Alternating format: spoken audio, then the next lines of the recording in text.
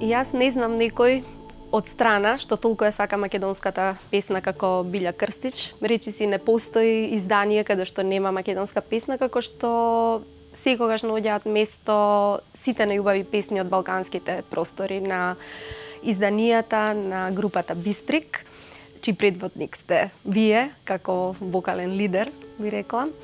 За почеток сакам да ви посакам добре дојде во Астрорум. Не ни е ова прво интервју, но еве во еден ваков прекрасен инспиративен амбиент, после толку години разговараме и сигурно имаме многу нови работи да кажеме откако јас ве познавам од некои 2000-та, 2001. Tako je. Добре дојдовте. Bolje vas našla. Pa evo, ovako da kažem, ja sam prvo rođena u Nišu, Nišlika, po mami vučem i neke korene iz Kumanova, mamina familija u Kumanovu i eto možda odmah odgovor na početku zašto volim makedonske pesme i zašto volim da ih pevam. Nekako čini mi se da je to i normalan nekakav sled, možda je to ta vibracija što je ostala u korenima, pa eto zbog toga. Ali evo da kažem da sam rođena u Nišu i u jednoj ogromnoj porodici, 4 sestre, tata, mama, baka, svi smo živeli zajedno. Tata je moj bio železničar, moje prve igračke su bile pištaljka i ona zastavica za vozove. Sa tatom sam ispraćala vozove i dočekivala vozove, tati sam pevala sve vreme, on je obožavao da mu pevam. I jednog dana, eto kad je došlo to vreme da se odvojim od roditelja, završila sam osnovnu i srednju muzičku školu u Nišu i onda sam otišla za Beograd. Najbolje možda ilustruje ona pesma kasnije u Ranom mrazu sa Balaševićem, pesma kad kaže iz srednje škole stigla sam tek, u srcu strah, u ruci indeks i tako dalje. Sada mislim da ne pričam celu pesmu, ne prepričavam, ali ima tu puno istine, mislim da je to baš prava autobiografska pesma za mene. Dakle, došla sam u Beograd, jedino što sam poznavala u Beogradu je tatina rođena sestra, tetka, ali pre nego što sam došla da studiram, postoji jedna lepa anegdota, priča, jer moji roditelji su te godine, udale su se moje dve sestre, starija Mira i Ivanka. Imate 3 sestre, така? Tako je, da. I Mira i Ivanka su se udale u to vreme. Znate kakvi su običaji? Uglavnom, mislim, ženska deca se udaju, tu se kupuju neke sobe, pa su tu veliki troškovi oko svadbe. I mama i tata su me zamolili ipak da ne idem nigde da studiram, nego ako je moguće da vidim u Nišu, da ostanem i da nešto upišem. I ja sam čula u Beogradu da će se možda čak i otvoriti jedan deo u Nišu akademije, mada nije ništa bilo naravno od toga. I ja ništa, rekla sam tati i mami da idem malo do tetke, do tatine rođene sestre i tako da se malo odmorim. U stvari ja sam tačno otišla da polažem prijemni ispit. Tako da sam položila prijemni ispit, vratila se u Niš presrećna kad je stigao koverat. Ja kod mame i tate ulećem u sobu i kao radosnu vest im kažem. Oni kažu da li šta da radimo, mi ne možemo da te školujemo ove godine, nemamo para, ajde ostani pa sledeće godine.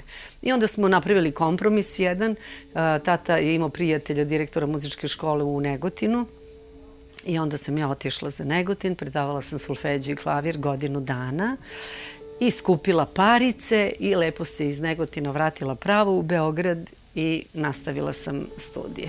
Историјата почнува тука.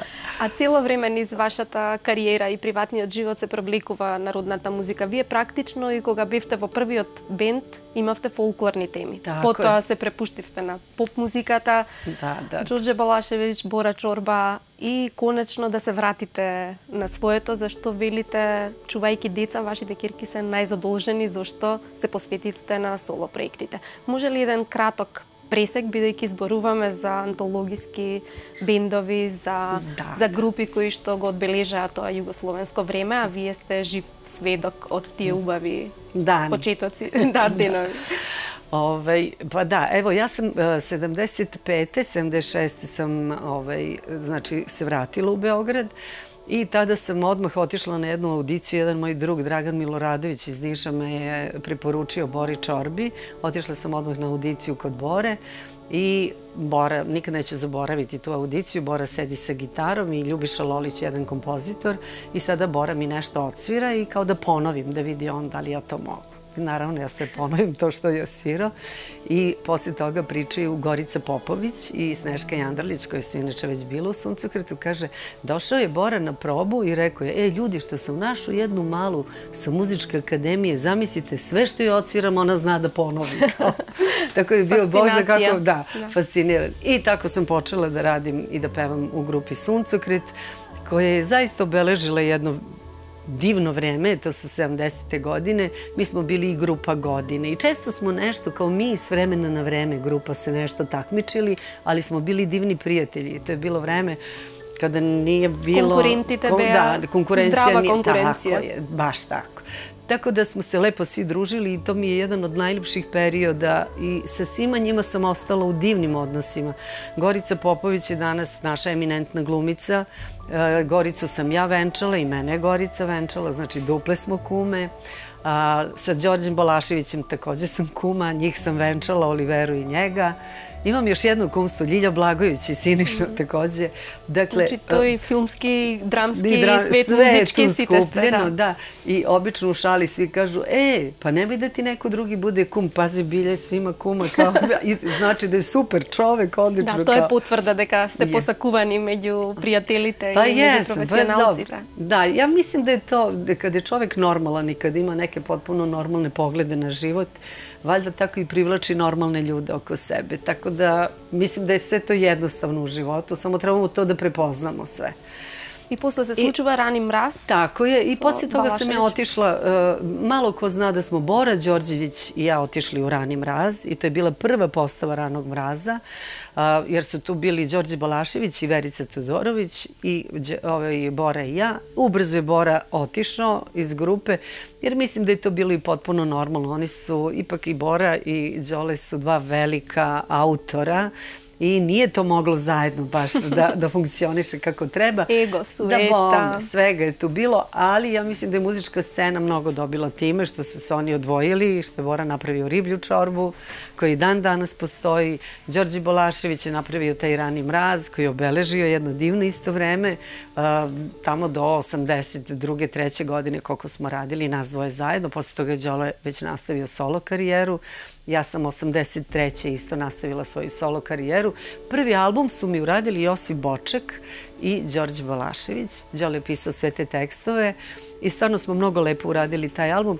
Zanimljivo je, taj album nosi naziv Prevari večera svoje društvo sa mnom. Ono što je zanimljivo, to je mnogo revolucionirno za to vreme. Da, jest. Roditelite ne bi pravila problem koga se pojavite sa toj single? Ne. Ali je mnogo bilo zanimljivo to, zato što je to bilo ipak vreme novog talasa. Ovo je bio jedan potpuno klasičan album, čak country, što je potpuno nešto drugačije bilo u ono vreme. Ipak su tad bili Idoli, Električni orgazam, ne znam, gomila nekih velikih grupa.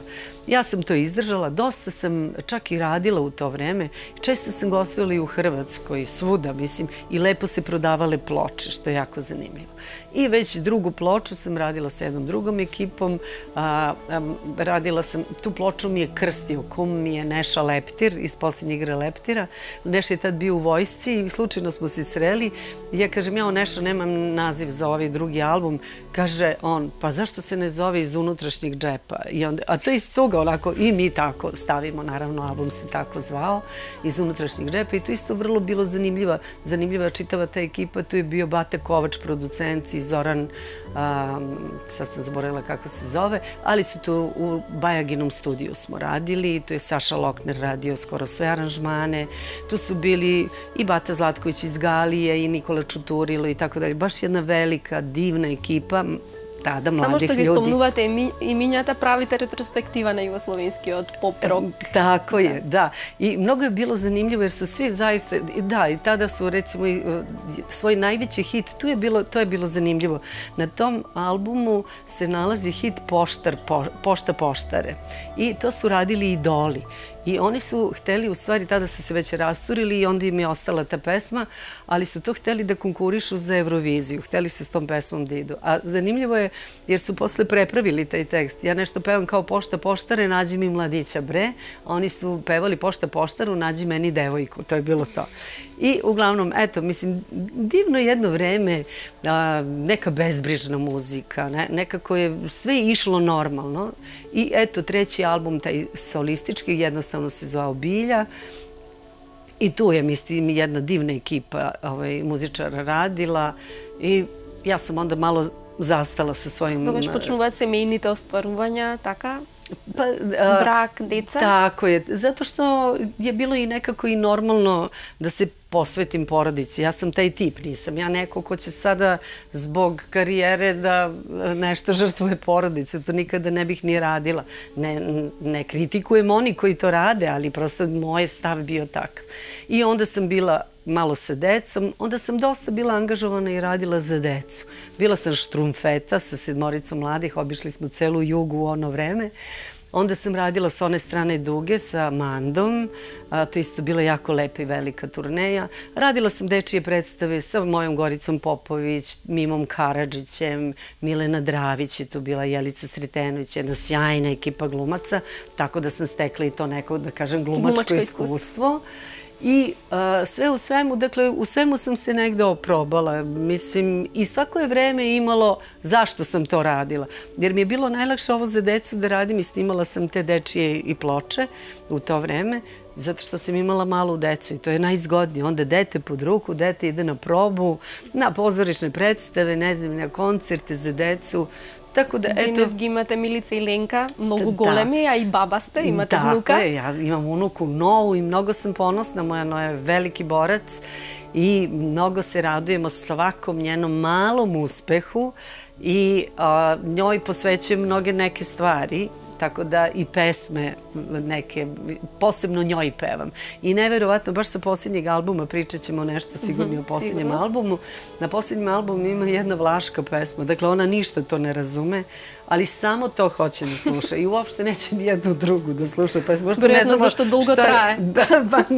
Ne, nego je vesela pesma, malo liči možda na dečiju pesmu, tako. Možda je to negde asocira. Eto, ukratko, to bi bila neka ta moja linija, znači i Suncokret i Rani mraz i ta solistički period jedan. Вие завршивте факултетот за музичка уметност, секогаш ви интересира записите на Василевиќ, на фолклорните напеви, секогаш наоѓаат место на вашите CD-а, но сакам да ве прашам кога почнавте да работите во Радио Белград. Вие сте денес, а и голем дел од членовите на Бистрик се уредници во Радио Белград. Tako je, ja sam počela mnogo rano da radim u Radio Beogradu, evo sada će 35. godina, još malo što kažu u penziju. Da, ali ja mislim da neću nikad ići u penziju, ja mnogo volim da radim, moram da vam otkrijem to. Meni nije teško ništa i mnogo volim taj svoj posao i obično me svi pitaju, kažu, pa evo sad imaš i Bistrik i pevaš i radionice za decu i tako dalje. Šta više radiš u tom radiju, ostavi to. Ali to je neverovatna ljubav. Ja nikad neću zaboraviti dan kada sam ušla u Radio Beograd i kada sam videla Dragu Jonaš, Miću Orlovića.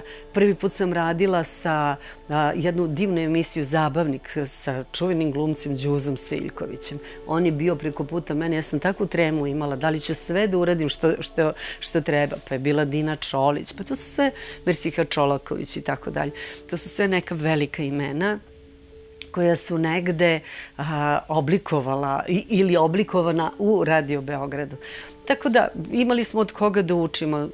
Čitava ona fonoteka Radio Beograda, to nam je bio prvi zadatak. Najmlađi kada dođe, oni odmah se spuste dole u fonoteku i ti ne znaš odakle da kreneš. Mislim, zaista ono je čitavo bogatstvo.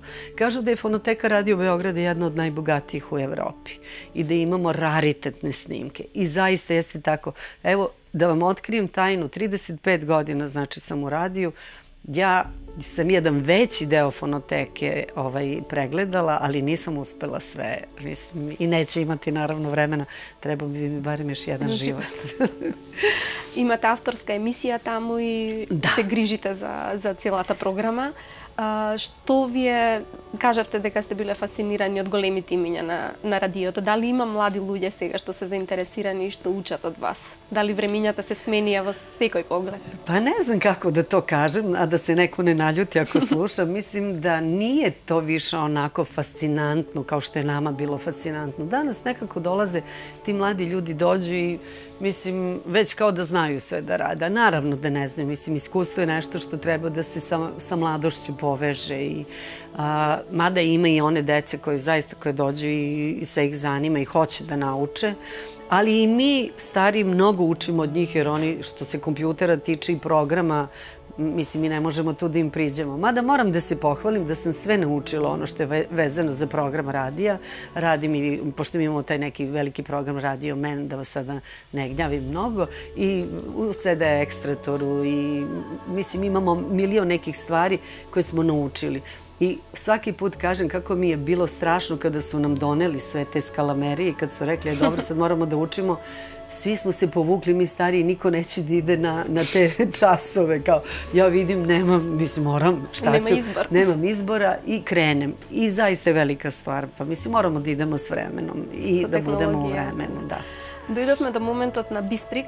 Верувам дека вам најважниот сегмент од музичката кариера, бидејќи токму со оваа група го пропатувавте целиот свет, срушивте рекорди за број на посетители.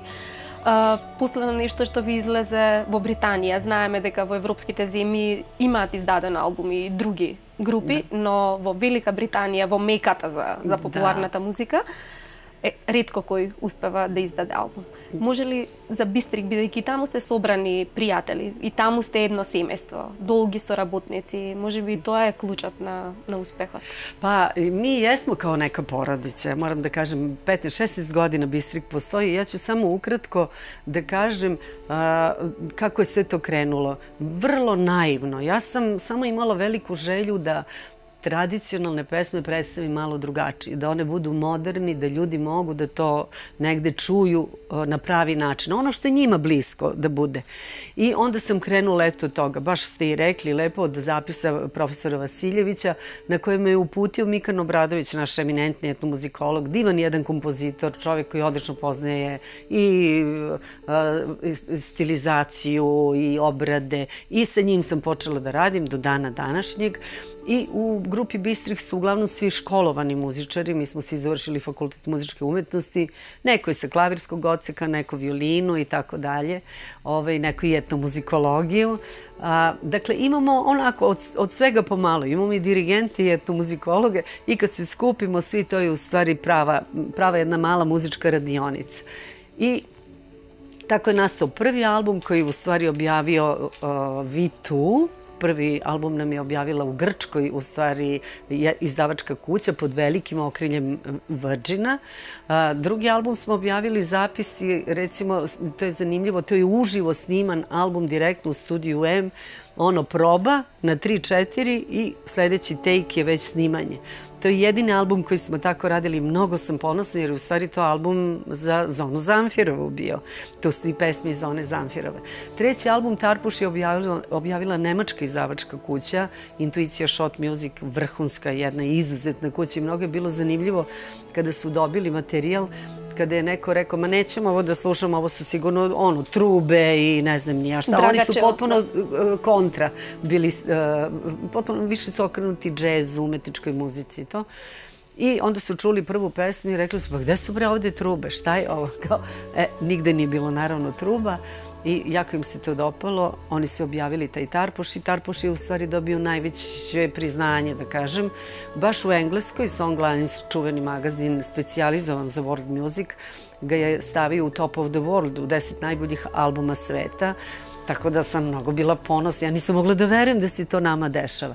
Onda je bila jedna dugačka pauza, to je bilo 2007. godine, znači, 2013. smo tek objavili jedan a cappella album Izvorište i to meni mnogo drago. Prekrasni vokalni aranžmani, mnogo komplicirani, da. Da, i nešto što se u stvari ne sreće tako često. Ovo je prvi put, recimo sigurna sam da je prvi put u Srbiji tako nešto rađeno i to je više kao neko polifono izvođenje tradicionalne muzike. Znači, jedan potpuno novi pristup, drugačiji i u odnosu na ono što smo navikli da slušamo, ne znam, tradicionalnu pesmu, novija tradicija, starija, dijafonija, glas i zvika i tako dalje. Ovo je potpuno nešto drugo i jako je lepo prošlo, divno nam je prošao taj CD i onda sam ja rekla, pa ne mogu više ovoliko da čekam. 2007. Ajde, barem valjda ćemo stići do te neke 2017. da snimimo neki album. Umeđu vremenu smo uradili Miki i ja i dobili isto jednu veliku nagradu za film. Branio sam Mladu Bosnu, Srđana Koljevića. Dobili smo najveće priznanje u našoj zemlji za muziku iz filma i tu je baš u konkurenciji bilo 17 filmova i ne samo iz Srbije, već i iz regiona. Tako da smo divno to uradili. Iza toga dobili još neku ponudu. Radili smo za jedan kratki metar za Amerikance, isto jako zanimljivo. I eto, došao je na red konačno. Ja sam donela album, da ne zaboravim. Super. I konačno smo uradili album Svod se zove. Šta je tu zanimljivo? Mi treba 10 godini da čekate od prethodnijeg album. Pa meni treba vremena. Meni nije to sada da uzem. Mislim, uvijek možemo da nađemo pesme koje hoćete. Ima toliko zanimljivih pesama. Stavimo na album i da štancujemo. Pogotovo tradicionalna muzika. Ona ne trpi tu vrstu egzibicije. I ja mislim da svaki album mora da odstoji. Malo treba mu vremena. Barem 3, 4 do 5 godina. Ne treba 10, ko što sam ja, za ovakav album, ali dobro, umeđu vremenu smo uradili imali smo mi posla dosta i tako i puno koncerta i tako, da. Ke го држите албумот на крај, ке барам да ми го подпишете и ке се вратиме посебно на него, а сега не сакам да заборавам. Вистина со филмот постигнавте најголема популарност во поранешните југословенски републики, меѓутоа Македонија, барем оние музичкиот свет и некои љубители на етно, на world, ве паметат дека вие бевте овде многу одамна, дека имавте настапи со Тоше Проевски, но првиот настап ви беше некоја 2001 година на еден акустичен фестивал. Тогаш и прв пат ве запознав. Потоа со Тоше Проевски соработката траеше во неколку наврати, посебен еден однос. Сега сте по повод концертот на Владко Стефановски, исто така не ви е прва соработка и веќе сте сродени, барем она што го слушнавме на сцената. Кажете ни за тој однос со Македонија, со македонските музички уметници, покрај љубовта кон македонската песна. Да. Ja sam, evo, samo ću ukratko reći, Tošu Proevskog sam upoznala u stvari baš na Afesu, na tom prvom festivalu koji nas je predstavio, to je Blaža nas je doveo, Blaževski je doveo nas i prvi nas je preporučio za festival. I sjećam se kao da je danas bilo je prelepo, mislim prepun je trg bio i sjećam se klinca jednog koji je stajao tu ispred uz samu scenu i pomislim ja upoznat mi jer nisam bila sigurna da li je to Toše ili ne jer on tek imao jedan hit, makedonsku pesmu. Ja kako pevam vidim on peva anđelskim glasom i iza toga, naravno iza koncerta on je došao, mi smo se upoznali i tako i krenula neka naše druženje, da kažem, i saradnja preko Ljilje kasnije i imali smo zaista nekoliko nastupa fenomenalnih i meni je Toša u srcu za sva vremena, ne moram da vam pričam koliko, mislim, je ostavio kod mene u mom srcu traga. A da ne pričam naravno kod svih. Vlatka Stefanovskog, sa Vlatkom je zanimljivo, mi smo zajedno krenuli, mi smo vršnjaci u smislu karijere. Jer Subotički festival je bio taj gde smo se prvi put pojavili, ja sa Suncokretima, a on sa Lebisol.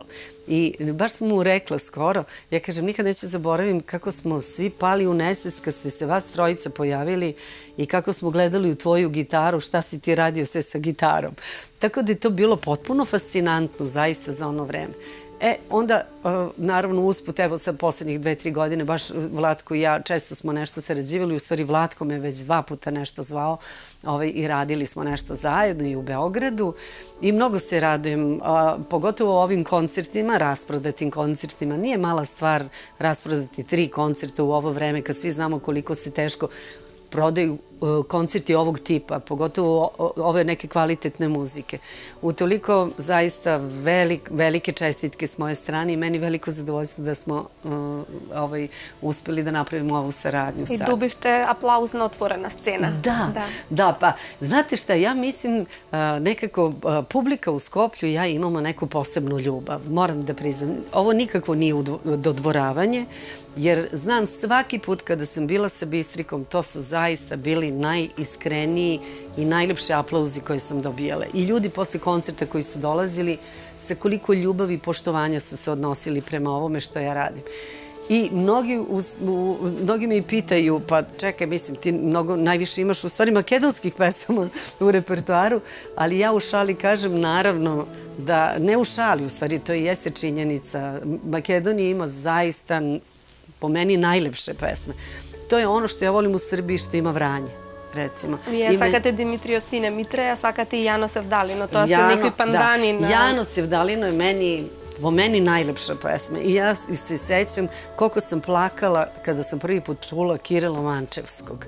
Jer sam se setila i moje mame i mog tate. Oni su obožavali i Vasku Ilijevu i Sarijevskog i onaj operski pevač. Gugulovski. Da. I sada ne mogu da se setim svih, ali u mojoj kući se zaista makedonska pesma mnogo slušala. Ja mislim ne samo u mojoj, u čitavoj Jugoslaviji. Tačno se znalo, mislim, pa svi smo pevali te pesme i dan danas ih pevamo. Dakle, jako je važno da te pesme žive u nama i da mi to prenosimo dalje i našim mlađim generacijama da znaju zaista kakav smo bogat prostor i koliko imamo da pružimo. Nema veze da li smo sada različite države i to.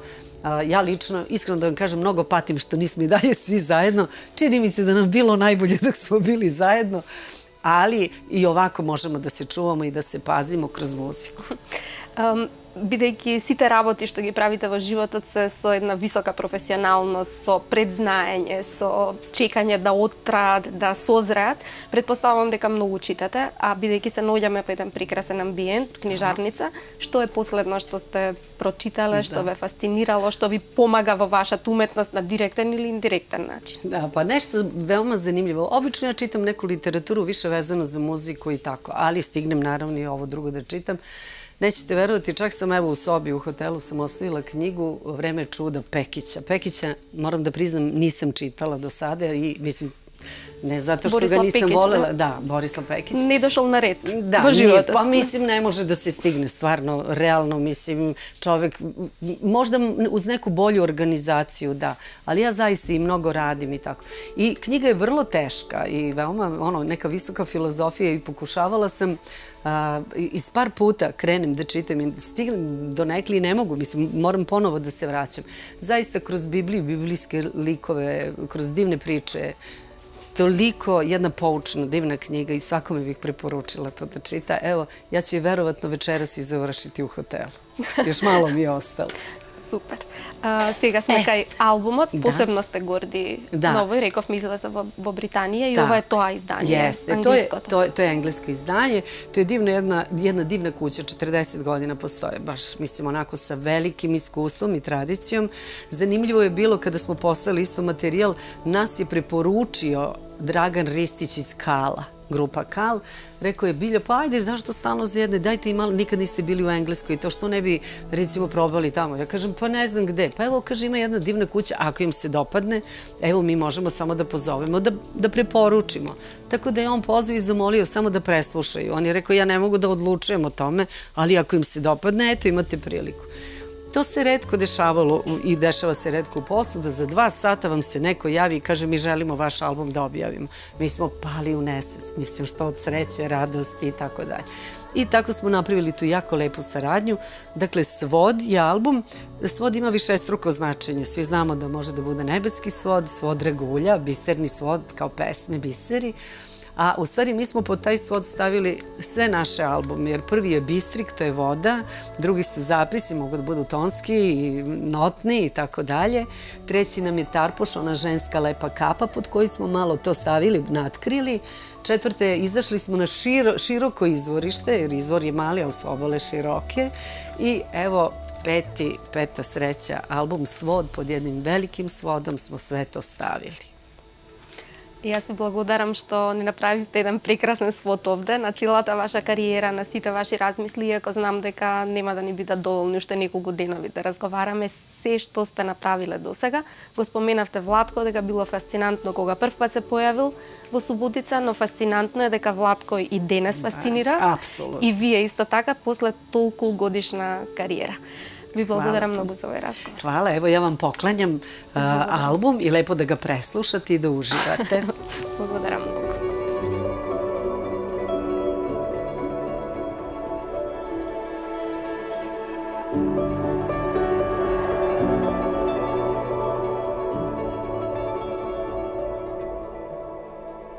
you.